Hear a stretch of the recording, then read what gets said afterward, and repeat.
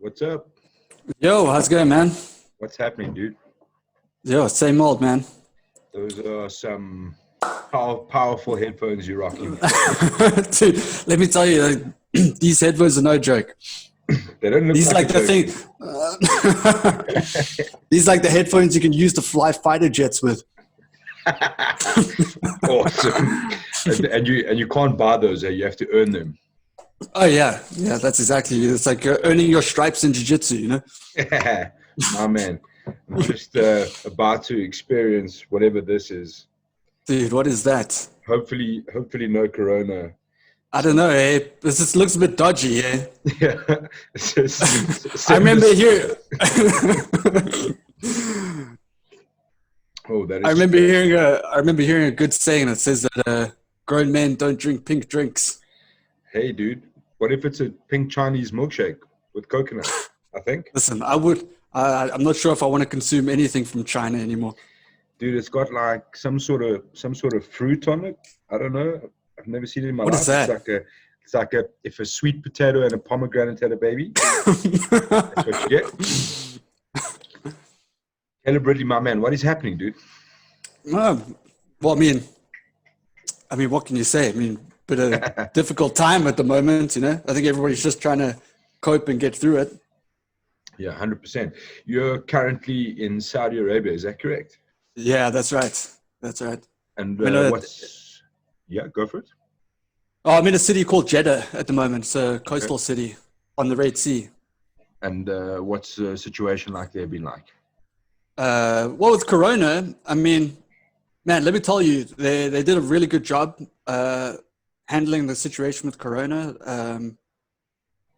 You know, when they decided to start implementing measures, it was very swift. They handled it very well. So, I mean, it always comes down to who you're going to compare it to. But I mean, compared to South Africa, you know, they've done a real good job. You know, especially with the healthcare. You know, I mean, that's the main difference is that here there's clear leadership.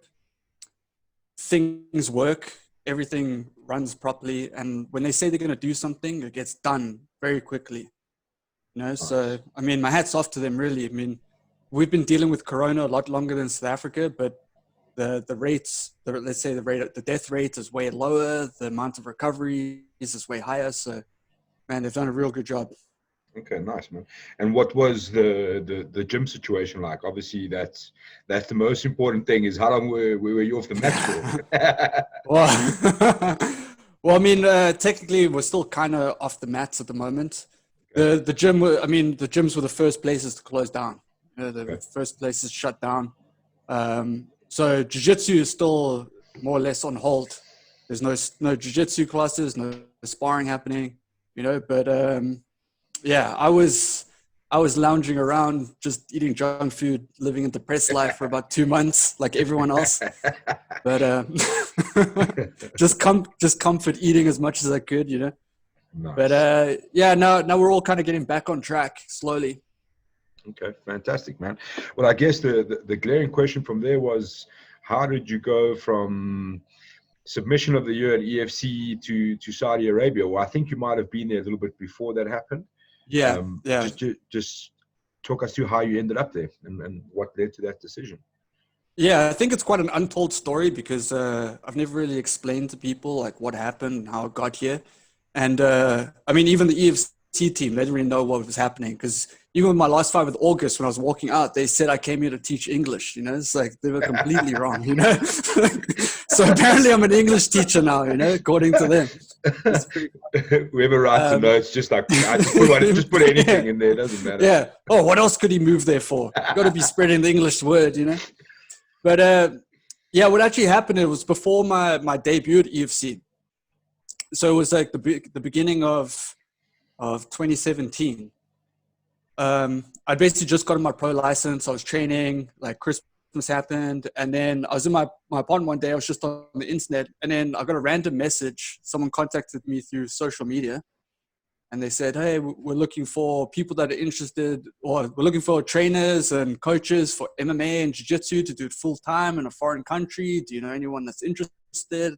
Like, yes, of course, me, I'm interested. Like, this sounds perfect. Because at the time, like, I was working and studying at the same time. So MMA was, I don't want to say it was a pipe dream, but I was working and studying, and I was about to like get qualified. And this was like the perfect fork in the road. It was either, okay, I keep studying and I qualify, or I go all in on this MMA jiu-jitsu thing. And it was, I can't actually explain to you how it was almost at the same time, you know, like I was debuting at EFC. I was talking to the guys in Saudi, and I was still at work trying to work out like, okay, am I going to finish my studies and stuff? So, I mean, I had the offer on the table, and then I thought about it for a while, and then I just, you know, it was what I wanted most in life. And I felt like this is an opportunity. If I passed this up, it would be a big regret, you know? So I remember speaking to Anthony Kettle about it. And then he was like, you know, because that guy's like a father to me, you know? And then he was saying like, yeah, I don't know, maybe you should just wait it out a little bit longer. And then being the rebellious kid I am, I was like, no way, we're doing this. Debut and then flying out. So 4 days after I fought at EFC, 58, 4 days later, I flew out and I left. And I went to the UK for a little bit. I had to go sort out some visas because that's actually where I was born. So I just did some visa stuff there, met up with some guys there to train, and then moved over to Saudi. And that was it. Fantastic, man. That's a pretty cool story. What were you studying at the time? Well, I was working in the printing industry. Okay. And I was working in the engineering team on the mechanical side. So I was doing like a mechanical apprenticeship, and I was like getting close to finishing it. So yeah, I was mostly in the printing industry, and I was looking to keep like studying mechanical engineering and seeing how far I could get with that, you know. Okay. But definitely not English. I was not teaching English, just to clarify. Whoever's writing the notes for the EFC, please know. Fantastic, man. And then, so you're now working, living, and teaching jiu-jitsu, and what else are you teaching there? Is it just jiu-jitsu or MMA as a whole? Yeah. So when I first came, it was just to teach jiu-jitsu, really, and a little bit of everything. You know, they were just kind of looking for coaches, and then my role was to actually, I moved over, and then I was shadowing another guy. So the gym the gym that I'm working with, they were first affiliated to American Top Team. Okay. So they had American Top Team coaches there. So when I moved over, there was a period where I was working closely with an instructor there, Matt Lee, who basically became like a mentor to me. And then he'd had a long MMA career, trained at American Top Team for a long time. So I basically learned a lot from him. And then, yeah, it was mostly teaching jiu-jitsu, a little bit of MMA. And yeah, that was it. But the main thing is that we developed like a really, like an amazing kids program. Like that's one thing I can say that we really developed there. Okay. So that's like grassroots level, the next generation of MMA. Is that kind of what you're trying to get to? Yeah. So, well, the thing is this, the Saudi Arabia at the moment, they're looking to emulate what's happened in Abu Dhabi and Dubai, you know, with how jiu-jitsu has been so embraced there. You know, it's in the schooling system, it's in the military system. You know, there's black belts everywhere. It's on TV all the time. They want to emulate what's happening there. But yeah, this is kind of a grassroots thing. So, you know, jiu-jitsu before that, there was nothing here. You know? It reminded me a lot of Cape Town back in, let's say, 2007, where there was nothing. And then, you know, slowly but surely people started Googling jiu-jitsu and then, you know, teaching from their garage and, you know, and then slowly like more people from overseas came and then it became established. And, you know, now it's, I mean, the jiu-jitsu scene in Cape Town is like phenomenal. You know, it's like high-level trainers, high-level students, you know, but it takes a couple of years to get to that. Yeah, 100%. Sorry, man, excuse me. Talking about jiu-jitsu, where did your journey start exactly with jiu-jitsu? Were you also training yourself in the garage on dodgy DVDs, or where did it Yeah, so my martial arts experience started like this. I was in high school and I was, I still am a bit of a nerd, you know, I'm like a big gamer and stuff. That's why I've got these crazy headphones. And one of my friends found this like ninjutsu school, like a ninja school. So I thought like I'd found the Holy Grail. I was like, this is it. I'm going to sort my life out. I'm going to get direction. I'm going to be disciplined. This is like a living anime that I'm going to be able to live. So I did ninjutsu for like 3 years, like 2-3 years. And then I was at a friend's house, landing. We all had computers there. And I was mouthing off about how good I was at ninjutsu and that I'm like a lethal weapon. And basically I got to go to Home Affairs to declare myself as like a born killer. And my friend's stepdad comes out and he says, oh, okay, well, I do this thing called jiu-jitsu. You want to spar? I'm like, no, I can't spar. Like my sensei said, you know, it's only for self-defense and we got the right to kill and like, you know, throat strikes, judo chops. And he's like, shut up. Let's just spar. So we moved all the furniture out the way and he just double-legged me, got me in a key lock. And that was about 15 seconds. I felt my entire universe just like shatter. My ego broke. And I just said, okay, whatever this is, because I'd seen like some early UFC stuff, like on my friends' computers and stuff. So I'd seen it, but I didn't really understand it, you know? And then once it happened, I told him, okay, whatever this is, I need to learn it. So yeah, like almost every day after school, or at least quite a lot after school, I used to go to his house and he used to teach me in his garage. Like he basically started my jiu-jitsu career. That was about in 2007. So the guy I was training with was called Hannu Vermeulen, and he was a big part of growing jiu-jitsu in Cape Town. Like, he was one of the first guys to really, I mean, at the time, he himself hadn't really trained much, but just through like sheer will and passion and, you know, just having this drive to build this jiu-jitsu thing, like he like self-taught himself, and he got a bunch of us kids, like me and a couple other bunch of my guys from my high school. We just used to go to his house after school all the time. And he built like a little dojo there with mats. And we were all like 17, 18, just training all the time. And within like 6 or 7 months, all of a sudden, we were all fighting like dodgy MMA events in the early days of Cape Town. And I'm talking like dodgy. Dude, my first MMA fight ever was in this, I don't know if you ever heard of Paro. Like it's like the Brak Pan of Cape Town. So anyway, I had my first fight in a bar in Paro, just on mats, like no cage, no nothing, just security tape around the mat. And dude, I still remember, I warmed up in the kitchen with all the guys cooking. And that was like my warm up to my fight. And like when I look back at that, when I look back, it's like so crazy to think that that's how it all kind of started. You know? Yeah, that is pretty crazy. I hope there wasn't any cross contamination on the burgers going after the bar there. Dude, there were no blood tests. There was nothing. You know, you just. You just crossed your fingers, dude. You just rocked up. That's it. And it was full rules as well. Like they just basically Googled the rules for MMA. And like, okay, we're using these ones this time. These look cool. And like, that was it. They're up on the kitchen. You can read them on your way out. While you're on a run of telling great stories there, I was reading on your profile a little while ago. I think it was the EFC thing, like get to know Caleb Ridley. Oh, yeah.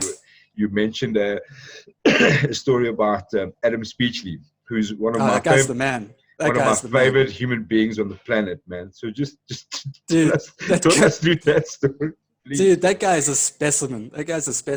So, man, we were fighting. There was this top 16 invitational in Cape Town called Unanimous. Yeah, it was hosted by the Renzo Gracie guys. Like, so I'd fought there before, and then they had another event. So I participated, and it was such a sick lineup. I mean, you had Chris Bright there, you had Adam, Matthew Taylor was there. Like, man, it was just like a list of like high profile guys, and Adam Speechley was there. And I mean, it's how I was told it, you know. But he was just like such a bizarre character, you know. He's so like eccentric, you know. And we were all in the back. We were doing the rules meeting. We were getting warmed up, and like, let me tell you, like, if you've ever been in Cape Town in winter, when there's a storm, like, it's something ferocious, you know? Yeah. It makes your bones ache. And, you know, like when you got like the crazy Cape Town wind and it's like the sideways wind and the rain's like going in your face. He went outside. He climbed out of a window, like onto this balcony to go do this crazy Diego Sanchez like yoga outside. And dude, he was out there for quite a while, like just like meditating in the rain. And like I'd kind of forgotten about him. And I remember like I was like sitting down and I just saw the curtains like moving. And like, you know, it's like, dude, like a horror movie, you know, like Adam Speechley comes out like, oh, you know, all kind of like rained up. He comes in, does some like crazy yoga, and then he sits down and then starts playing with a Rubik's Cube. And like, that was his warm up to go fight. Yeah, what a machine! Like his warm up is such like an up and down event, you know. Like usually it's pretty linear, you know. You get undressed, you get your gear on, you move around, you say a couple of mantras in your head, and you go. But that dude was in the rain, meditating, yoga, Rubik's cubes. Yeah, I thought it was awesome. That dude's such a legend. Getting all systems firing, man. You gotta attack and warm up from different angles. Yeah. Note to future competitors. You really gotta. I'm gonna try that next competition. I'm gonna hit the Rubik's Cube and get some things in the mix there. Yeah, but dude, the thing is, you gotta be good at the Rubik's Cube before you do it. Because if you suck at it and you get a next level frustration, that's gonna throw you off when you get to the mat. Yeah, 100%. Well, dude, the last time we saw you was we mentioned earlier the submission of the year over August. I mean, I was fortunate enough to be there. It was one of the wildest things I think I've seen. Dude, that card was insane. That whole card was insane. You know, because I remember, weren't you in the corner with Carl? Yeah. I was. So I was bouncing in between, but that was one of the most ridiculous comebacks because I think you were taking quite a hammering before that. Not really even like not like the most ridiculous hammering. I just think August is a kind of guy in the wrong position can really inflict a lot of damage, and like that's what we were seeing. It was like kind of one-way traffic, and then it was all of a sudden you had his back, and I was like, holy shit, that is insane. So just talk us through, man, like what it was like winning that fight. I mean, obviously you were quite visibly not emotional, but started after that fight and then got up and gave a bit of a roar and feeling pretty jacked. Yeah, dude. To say I was stoked was like an understatement. Because the thing is, like, you know what it is about fighting as well. Like when you're watching MMA, you don't get to see the full picture, you know, because you don't get to see the camp.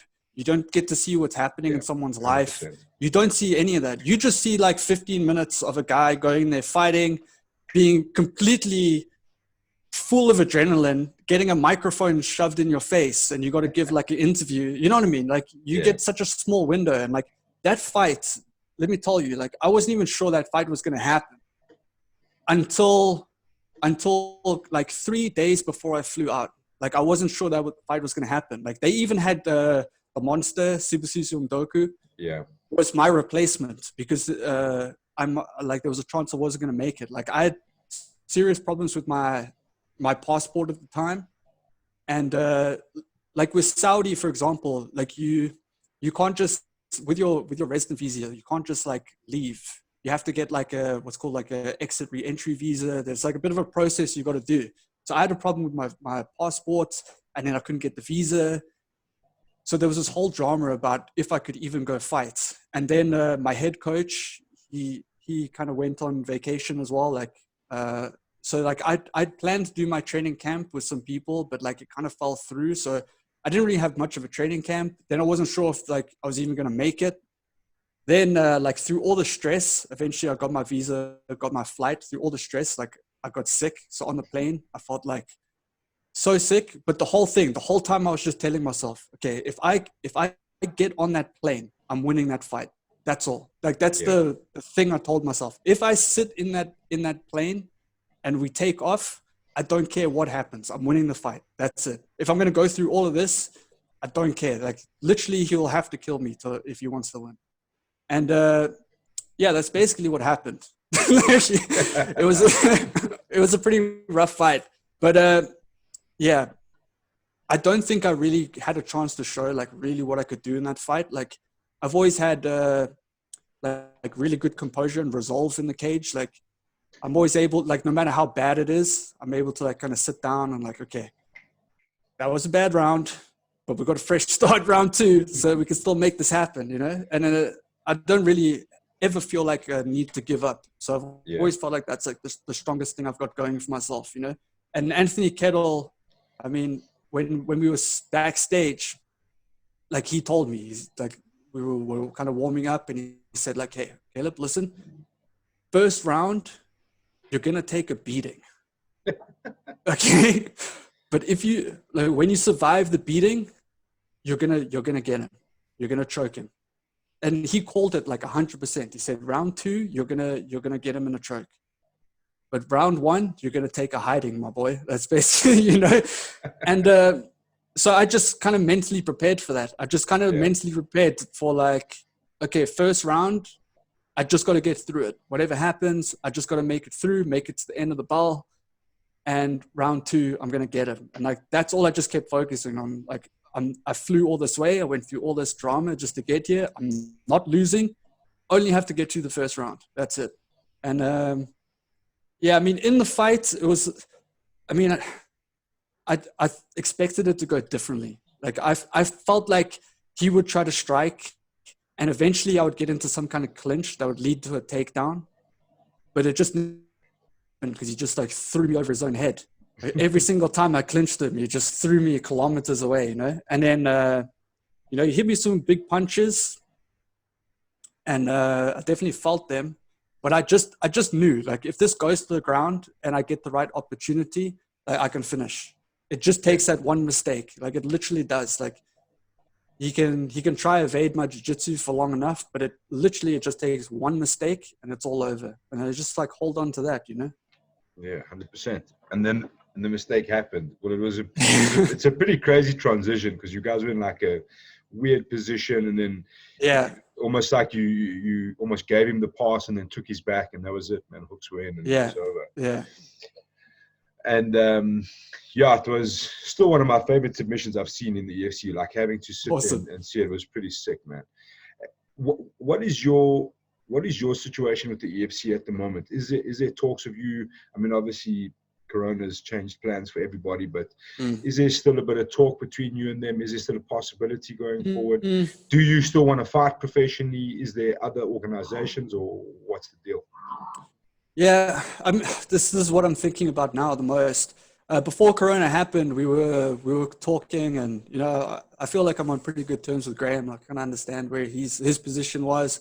I know some fighters were, you know, they wanted to have basically like a protest, you know, but you know, like the EFC for the most part, it's a platform. That's really what it is. You know, it's an opportunity just to show your skills. Like for a lot of young guys coming in, if you got the delusion that you're going to go there and make a lot of money, like, you know, I'm going to tell you otherwise. You know, EFC is just a platform, and if you're willing to play the game with them and treat it like a platform, maybe you can actually get somewhere. But I mean, MMA essentially as well in South Africa is still kind of young, and there's no real competition. So, you know, they're the best guys to deal with. And I mean, if you want to make something of yourself, you got to get international eventually, you know? But I mean, as far as I go, we were talking a bit about, I mean, I did sign like a new contract with them for 2 years. And I would definitely like to fight again. Like even before Corona happened, you know, we were kind of talking about what's going to happen. And my biggest thing is, was travel, you know, like finding the time to train and come back here. But, you know, I'm trying to work myself into a position now where I can dedicate maybe 2-3 years to competition and just see what happens, you know. I would like to compete again. I want to get back as soon as possible, but there's a couple of things I need to work out first, you know, because being as far away as I am, it's a little bit of a hurdle. Yeah, definitely, understandably so. And I don't expect the EFC is going to pay for that ticket either. No, I mean, I mean, if you're fighting championship levels, you know, or your main card co-events, it could happen, you know. But you know, for me at least, I got the added bonus if I'm going to go back to Cape Town or something. I can go see my family, I can see my friends, so it can turn into a holiday. So I mean, when I fought August, that's basically what it was. You know, like going to fight EFC was like a holiday retreat for me. Funny enough, you know. So I can kind of justify it like that. You know, I can justify it to myself like, okay, cool, I'll go fight. You know, UFC does pay, and that basically the purse I get covers the travel anyway. So it's I don't really feel like I lose out. You know, and 100%. Like I firmly believe if you're fighting MMA and you wouldn't do it for free, you should go do something else. You know what I mean?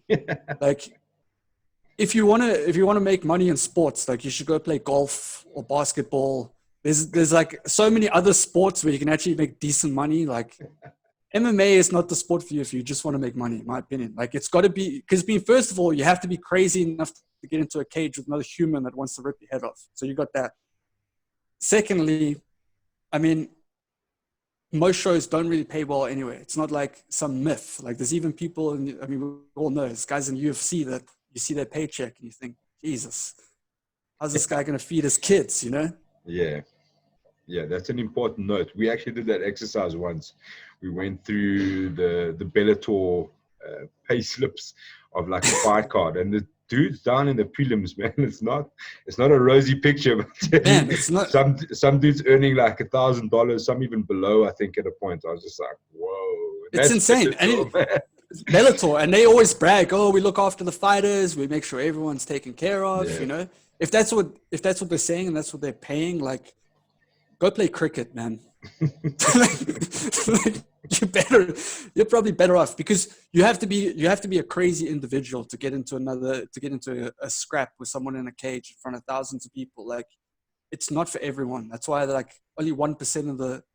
I mean, how many people fight MMA? You know, it's such a niche market. You know. Yeah, 100%. So, just before we drift off into the reads, there. You said you spoke to the EFC. Was there a name in the mix, or is there someone like on a, obviously not a call out session, but is there someone in particular that you'd be interested to test your skills against? Well, I mean, after the August fight, there was a couple things on the table. Like there was a fight that almost happened with Faiz Jacobs. That was going to be my next fight. I thought that was going to be a good one, but once again, it was kind of difficult for me to leave, and it was just, I mean, I don't want to disclose too much, but I mean, it wasn't worth it for me to fly out on my own dime for what they were offering, especially with a fight with Faiz. You know, it's like he was a big name at the time. I'd just come off the win with August and the submission of the year thing. So, you know, I think, it just kind of fell through, because once the whole negotiation started and that's where it was put at, I just kind of like, I'll wait for the next one, you know? Wait for the next one. And then I had another one with Sindile. There was a chance I was going to fight him. Like, I was actually in Cape Town. And they offered the fight. I think he was supposed to fight August. I was in Cape Town, and I was just, I was there to see my family, and I was there training. But 3 or 4 days before EFC, they contacted Anthony and said, Sindile needs an opponent. Is Caleb available? And I hadn't really trained, but, you know, like the fighter mindset, you're just chomping at the bit. You're just like, oh, fuck it, I'll do it. Okay, sign me up. You know, but Anthony actually talked me out of it in the end. You know, he was like, you need to think about it a little more. You haven't had a training camp. And you can understand with like Chris Bright's group as well. They are really professional. You know, Chris, you know, he's a legend, and you can expect any guy that fights under him to be 110% ready for any fight. You know, absolutely. So like if I was to fight him, I'd want to be 100% prepared. You know, like make sure there's no excuses, make sure my confidence is through the freaking roof. You know, but I think that would be a good fight. Yeah, that would be a great fight. In fact, that would be a really, really epic fight, but definitely a fight you want to have a full camp for, because a full camp. Yeah. Yeah, Sindile is quite a synonymous MMA name. You know what I mean? It's not someone you want to walk in off the beach. Yeah, you got to treat him with a lot of respect. You know, he's been in there. He's had some crazy wars. He's gone the distance multiple times. He's had lots of finishes. You know, I think his record is really misleading. You know, you look at his record and you think, okay, he's just like some kind of journeyman. You know, But you look at the names he's gone against. He's gone against some absolute monsters, you know. Absolutely. Dude, So, I mean, yeah, go for it. well, I was going to say, like, down the road, that would be something I'd maybe be interested in, especially seeing where he's at in the rankings, you know. Yeah. Because I think he's probably very close to a title in either featherweight or bantam. You know, it just depends where he wants to be. Yeah, it seems he's got his eyes on the bantamweight, but I'm sure an enticing fight at featherweight would get him to skip the diet for a few days and keep him interested. Dude, the last topic I wanted to speak to you about is you've got a bit of an e-gaming history. So I just wanted to talk about that a bit, and also maybe if you could enlighten the absolute moron like me, how there's this massive correlation between a lot of MMA fighters and esports, and why you think that is. Is it just like an addictive personality or competitive nature, or what it is? Yeah, I think that's the nail on the head. You know, I think if you train MMA or you're competitive, it's that drive. And the thing is, like, you always, like, when you train MMA a lot, I mean, I think anyone can say this. You're like always switched on. You know, you're just always like, I got to watch this fight. I got to run. I got to lift. I got to do this. I got to learn. You're just constantly like boom, boom, boom, boom, boom, learning. And esports is exactly the same. Like, when you get really competitive and you find yourself at a level where you can compete against high level guys and you can kind of see the nuances and the small little details that make a difference. If you've got that nature in you, it's hard not to get addicted to it, you know, because you just always kind of want to compete. You always want to learn. You always want to find some little thing to throw the other guy off. And especially in I would say games that are 1v1, especially. Because esports is quite like it's a big thing. It's not like you say esports and it's one game. Yeah. It's different games. It's different genres. You know, you got shooters, you got team-based games, you got strategy, which is what I used to specialize in. You got all these different things. It's like, that's why it's kind of exploding all over the world, you know? You say you used to specialize in, but judging by those headphones, dude, you're definitely having a little dabble in those games. Let's be serious. I think I came out of retirement without even knowing it during this quarantine. I think I came out of retirement without even realizing it. I think, and you know, another thing is this, like in South Africa especially, we've always had a really, we've had quite a decent competitive esports scene. We've always had good tournaments. We always sent guys overseas. Like, I was lucky enough to go to a world championship overseas. You know, we've always had involvement from sponsors who are related to computers and stuff like that, who always invested in the esports scene and getting guys to compete. But where we always fell short is with our internet. Like, South African internet was, when I first started playing, it was in the Stone Ages. You know, you still had the old dial-up, ISDN. Basically, you're trying to compete with people in Europe, and you know, their latency is maybe like 10 or 15 ping, and we're still sending smoke signals and carrier pigeons to England, like Europe, you know? Yeah, I hear so, you. I mean, that's like running out of data constantly, dude. I mean, that's another problem as well, you know? Like, we're so far behind when it comes to things like that. And it's a shame, because there's like really good players, and if you want to be good at esports, you have to be extremely dedicated. It's just like MMA. Like, when I was practicing at my peak, I was playing for teams like in America, played for some teams in Europe and Southeast Asia. It was like a job for me, you know. I was playing like 7 or 8 hours a day, almost every day, you know. And so you have to be like super dedicated. Yeah, remember your parents used to say it's going to mess with your eyes. You stare at that screen too long, boy. Yeah, well, case in point. No, but I've always had bad eyes, so I just fit the stereotype. Yeah, dude. Do you think after this lockdown, there's going to be like a bigger esports kind of boom? I know a couple of guys that obviously picked up gaming a little bit more intensely, being locked inside their house, and now they're full addicts. Yeah, I mean, the thing is, it's the generations catching up now. When I first started playing or getting into esports was maybe 2004. It was a very niche thing. There was maybe a handful of guys in my school that also played computer or like a couple guys in my neighborhood even knew what StarCraft was. It was Yeah. so niche, but now every person knows someone or has someone in their family that games. Like even the most jockiest dude you'll see in your life probably plays COD or probably plays something, you know? And the thing is, like, as it's gotten more exposed, people prefer to watch esports or just watch someone streaming a game they're playing than like watching TV or watching Netflix. Like it's become such a big thing. Like I don't really follow, the only thing I follow in terms of sports is MMA, Jiu-Jitsu, Warcraft, StarCraft. That's it. I don't watch soccer. I don't watch cricket. I don't watch anything. Like it's so boring to me. Like I got no interest in it. But MMA also doesn't allow that, dude. People always are like, "Oh, did you watch?" Like, and I'm in the bar industry where sports is a big part. People are like, "Hey, did you hear about this?" And I'm like, "Sorry, dude, I didn't hear shit. I don't know anything.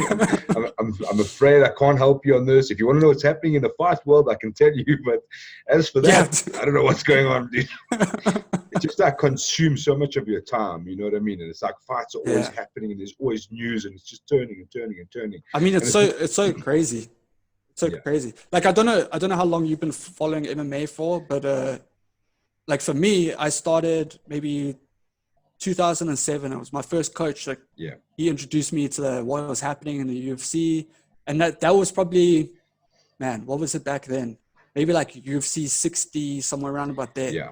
I think all around the 60s was the South African boom. 67, that was the 68, boom. yeah. That's when internet got relatively good, where you could pirate stuff, you know? Yeah, you didn't have to wait 100%. 3 weeks to download something. Yeah. And the thing is, like, I feel like when that started happening, like let's say UFC 60, around about there, it was so long between events. You know what I mean? There would be like UFC 60, and then you'd wait like 2 months, and then you'd get 61. You know, so you really had time to like watch UFC 60 like 5 times, watch all the build up 30 times. Like I used to know all the fighters so intimately. Like I knew what they had for breakfast in like 2004, you know. But now it's so hard because you got Bellator, Cage Warriors, KSW, ONE, UFC. You just got so many organizations, so many fighters. Like it's hard to keep track of stuff anymore. Like UFC, I can't even keep track of anymore. Like, yeah, dude, it's a wild ride. It's just like I say, the wheel just keeps on turning, dude. It just doesn't stop. You know what I mean? So it's not even like, I mean, I am, and it's also like if you're involved with a sport, like if you're involved with jiu-jitsu, that's what you're interested in. You know what I mean? You don't go train jiu-jitsu and then be like, cool, I'm just going to watch rugby when I get home. It just doesn't work like that. You know what I mean? And vice versa. That's just the way it goes. So your interest is always peaked in what you're doing because it's relative to what you're doing.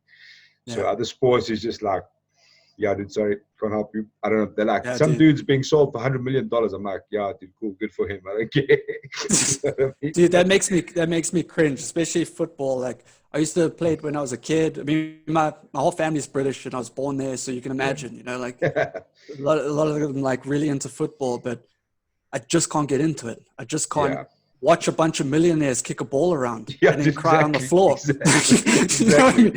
Like life is so tough, you know, like damn. This is the pinnacle of male achievement. Yeah, 100%, dude. It is what it is. MMA is mad beasts of us, but anyway, we love it. Dude, love it. Dude, anyway, thank you so much for your time, man. Really appreciate it. Nice to catch up and glad to do it at last, Yeah, at long last. Appreciate the time and the stories, dude. And then hopefully we get to see you out here or anywhere performing sometime soon. I hope so. I really hope so. Hopefully this corona stuff disappears and we can all carry on and get back to live action, dude. Awesome. Sounds good, man. Yeah, thanks for having me on. Really appreciate it. Have a good one. Cool. Ciao, buddy. Right. Cheers, man. Cheers. Ciao.